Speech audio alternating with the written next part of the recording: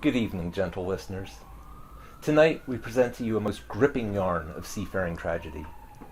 Make yourselves comfortable as we give you an account of the Cronus disaster of May 1866, as transcribed by Father Silas O'May at the Melbourne jail in April 1868, and further preserved for posterity by the late great nautical historian C. Randall Tucker, who passed 2 years ago on the 16th of June in the year of our Lord, 2013. Regrettably, the end of this tale has been lost to the ocean, along with the ashes of our dear departed C.R. Tucker. But no matter, what remains is an account to chill the bones and make us all savor the warmth and comfort of our landlubber homes. So, without further ado, we'll begin with Part 1, Boston, Chapter 1. Lowlands, lowlands away, my John, you'll find me there, but I'll be dead, my $1.50 a day. I wanted the gold. In the first place, Father O'May, I should like for you to understand that I do not offer this testament as a confession. You should therefore expect no enfeebled act of contrition from me. My intent in asking for you to come here, my motive, if you will, is neither humble nor meek. Humility is not required when one has been so slandered and blackguarded on as grand a scale as I. I saw your hesitation when you entered my cell. I sense your apprehension now. I can see the fear and the doubt in those keen eyes. To you I am not yet Jed Ziron, a plain sailor, but that villain, that odious creature that the local penny dreadfuls have so assiduously labeled me, the monster of the Aucklands. So, Father O'May, I ask you for your indulgence during the next few days, and that while I race inexorably toward my fate, toward ineffable rest, I hope, that you should make a document of this, my tale, the trials of which began long before I was brought here to Melbourne. Indeed, they began long before I ever set foot on those wretched, miserable islands called the Aucklands, and before I ever sailed aboard the Cronus. Ring me in, I say, and if, for however brief a time, my words may be taken as honorable and true, I shall peel away the pasteboard masks of cruel humor and hateful suppositions, and lay before you the facts of my circumstances, as best as I can remember them. Oh yes, I wanted the gold, all right. What gold, you ask? Why, of course you wouldn't know what it was that the Cronus had stacked away in her holds. There are few people indeed who knew what it was that she truly carried. That is not why I am here, of course. Nonetheless, like Poe's fool, I had become bricked up, and the gold is at the heart of the matter. You see that I smile. I merely reflect that, had I consulted the oracle of Delphi itself, I might have been told, Jed Ziron, you will gain the gold that you seek. You will then sail to one of the far places and live off the fat. So you may wish to label me a thief and a scoundrel, and heap those accusations atop all the rest. Yes, it was my intent to make off with the gold. Well, at least some of it. But I assure you that only an honest man like myself could have made such a damnably bungling mess of it. But why? Was it mere greed? I will admit that, like any ship that has ever sailed, a man with no ballast in his purse is as likely to capsize in the least distress. But I had modest moneys, and I was not terribly desirous of more. Besides, where is a blue-water sailor to spend them? So greed, that odious thing, was not the wicked wind that blew me here. No, I think not. Was it the love of a woman? Never. None has existed yet on this whole terraquaceous orb, as Mr. Melville puts it, that would warrant such an endeavor. I'll not dance about and be all hugger-mugger with you, O'May. It was malice that put me to it. It was the hatred of a man I so despised that, had I been successful in my machinations, he would not have even been aware that he had been stolen from. But wait, by jingo! I feel as though I am akin to some kind of obscure species of drunk caterpillar, in that I somehow seem to have gotten ahead of myself. I must belay and go back, and tell you something of my history, at least in brief. I was born in Boston's North End in the year 1830, and the less said of my childhood the better. In fact, of my early childhood, I will offer you nothing.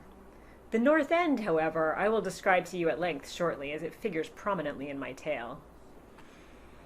I went to sea, and not by choice, at the age of 8. And it was at that age, as a nipper on my first voyage, that I did my first trick at the wheel. Mr. Moss, as I recall, the first mate aboard the Pandora, stood me up upon an apple crate so that I could see above the spokes. Imagine the wonderment, if you can, O May, in a child that young in control of a full-rigged ship. Answering to my hands alone, smashing its way through 20-foot graybeards of the North Atlantic. My life has been one of sticks and strings, sea, air, and brine ever since. All the ideas and philosophies of the land washed away and long ago gone by the board. Indeed, O May, if I may be so bold, when I heard that you were at the Sailor's Bethel here in Melbourne, a perfectly honorable profession, sure, but my surprise was in the fact that you, too, had once been a sailor, like Father Edward Taylor back in Boston. I'm afraid that I must speak plainly, in that my surprise lies in the fact that when a man, a landsman that is, and more particularly a Christian landsman, or any person who subscribes to and hence draws fundamental conclusions as to how this universe unfolds, should go to sea for a time and stay a Christian. Or worse still, as in your case apparently, become Christian after any long voyage, seems to have got everything backwards. So I beg you to try to resist the temptation to condescend. Speak not to me in any measure of religionist canting, to say nothing of popishness, or with the outrageous puffery of the evangelicals. I'm the kind of man who tends to agree with the fellow who suggested that we'd all have been better off had Plymouth Rock landed on the Pilgrims rather than Arcee-Versey. Perhaps you may consider me a little jaded. Long before the rebellion ever occurred back in the States, I had sailed the world many times over. Indeed, by 1860, I had already worked nearly 23 years in the merchant service. At that time, in late summer, or perhaps early autumn of that year, as I recall, I had been sailing aboard a blood ship, I'll not even tell you its despicable name, that had touched at Cape Verde for supplies.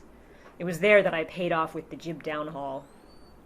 And after only a short time beachcombing, and knowing, too, that hostilities would almost certainly arise between the states back home, I signed on as an able-bodied seaman aboard the steam frigate USS San Jacinto, and I was to remain on board that ship for nearly the entire duration of the war.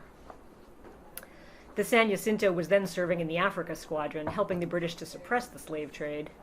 And indeed, shortly after I boarded her, we captured the brig Storm King off the mouth of the Congo, and we later sailed the captured slaver to Monrovia, where we turned over more than 600 freed slaves to the United States agent there. I was, at the outset of the war, ranked as a captain of the tops, a petty officer of sorts, but to my mind, and perhaps to that of my mates, I was naught but a kind of aristocrat of the foremast jacks. Later on, I was promoted to second lieutenant. The San Jacinto was a cruiser, an old ship with a rich history, and aside from putting into various ports for repairs during the war, plus 2 intervals under quarantine when yellow fever swept our decks, we seldom remained very long at any one place. Sail or steam, for she had both, we cruised anywhere from the West Indies to Halifax, from the Bermudas to Hampton Roads to the coast of Texas, hunting and chasing down rebel pirates. Blockade runners, commerce raiders, mere smugglers, all of them, I say. Those were our quarry. We had success, I suppose. We had many a beguiling chase, too, through many waters, until she ran foul of a reef in the Bahamas on New Year's Day of '65. The entire crew was transferred off to other vessels, for the crew had no losses. The San Jacinto had merely run hard aground, and we were unable to refloat her. She lies there still upon the rocks of No Name Cay, near Great Abaco Island, to this very day as far as I know. I was, for a short time, stationed aboard the side-wheel steamer Metacomet, during which time we captured a couple of prizes off the coast of Galveston, and from there proceeded to Mobile Bay for mine-clearing operations. By then, of course, the war was in its final bloody days, and I'd quite simply had enough of it. Most of my friends had already left the service when their commissions ended. Some of them left the service after only a year, others stayed longer, but all went home after a time. My commission had been for the duration of the war, and for a time I had even brashly considered staying in the Navy. However, when a Navy isn't fighting, the chances for reasonable pay and promotion are very remote. So, towards the end of March in '65, I resigned my commission. I was already exhausted and in foul fettles of depression and irascibility when I boarded the mail packet Henrietta at the coaling station in Key West. A young friend of mine, a fellow named Robinson Sims, traveled with me. He was a midshipman who had enlisted at the same time as I, and very much against my wishes, had been placed in my charge by our fathers. At the beginning of the war, I considered him as nothing more than a blonde-haired, pimply-faced tadpole of greenhorn. While I resented playing at midwife to a squeaker, I did after time grow to like him, and we became friends. Young Cock Robin, I often called him, resigned from the service the moment he learned that I had. I strongly advised him against doing so, since I knew that his father wished him to be a career man in the Navy, and that Robin would be in for severe flogging from him once we reached Boston. He insisted that the Navy was not for him, and while he loved the sea, fancied that he could see more of the world in some other medium, perhaps the merchant service. So we sailed north, home to Boston, both our futures uncertain. The boy, though he was by then nearly 21, remained cheerful and optimistic. I, by contrast, while only 35, was feeling old, spleenful, and distracted. Some few days later, the Henrietta hove through the Narrows and dropped her hook in the mud of Boston Bay. It was mid-morning, and the dank fog was still burning off. The filth of land smells accosted the nose, as they do, when entering any large port, evincing a strong desire to get back to the sea. There are no such unctuous repellent odors there, unless perhaps one caught in the lee of a whaler's try-works. The Henrietta, now laying at anchor, was shortly surrounded by a small, colorful fleet of bumboats. It was as though she was a piece of salt horse cast adrift, and in spreading its scent had attracted hundreds of tiny bait fish. I could hear the bumboats pulling out from the quays and wharfs, their oars rhythmically splashing. There were innumerable gigs, jollyboats, launches, skiffs, and sundry craft, all of which make their parasitic livings leeching off the wanting crews of the ships moored in the harbor. Each of these vessels was brightly painted, and very often manned by an equally colorful brotherhood of rascals. This was Boston Bay's ragtag fleet, and whether they knew it or not, they were very nearly identical in their ways and means to any other group of floating scoundrels in any other port in the world. Up they came, laden with vegetables of various kinds, fruits, smelt, sea bass, rum, whiskey, and dockside whores. Most of their cargo, in baskets primarily, was illegal aboard Union ships, and all their cargo was exorbitantly priced. The second lieutenant, officer of the watch on the Henrietta, stomped about the decks and let fly a colorful stream of threats and curses at the derelict craft, shouting, "You mar my paint, and I'll scull you for sure!"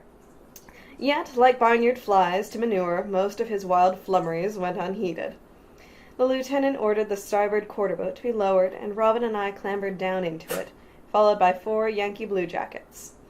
It was an easy pull, as there was but a light chop, and the shore only 3 cables away. The sounds of bustling trade and business upon the wharfs grew in volume as we approached. The cobblestones clattered with chaises, carts, and carriages, moving this way and that. There were great davits, groaning with the weight of their cargo being offloaded, orders and shouts in answer to a multitude of tasks to be completed. In the distance, church bells rang out the time. Out in the harbor from whence we had come, the noise of ship's bells and whistles, the slap, slap, slap of side-wheel steamers and tenders became commingled with the land noises. Even in one's home port, it is difficult to be in the midst of so much activity, even when the surroundings are familiar, and not feel somewhat alien to it. The quarter-boat thumped up against the quay, and we shipped out our oars. 3 of the 4 bluejackets immediately scrambled out, and with a few jeering, insulting adieus to the 4th, who lost the toss and had to remain and guard the boat, quickly made to the pox houses down on Ann Street. Robin and I climbed out and stretched. The fellow in the boat tossed our dunnage up to us, and we set them down upon the pier. Oh, the times were hard and the wages low. Leave her, Johnny, leave her. And now it's time for us to go, and it's time for us to leave her.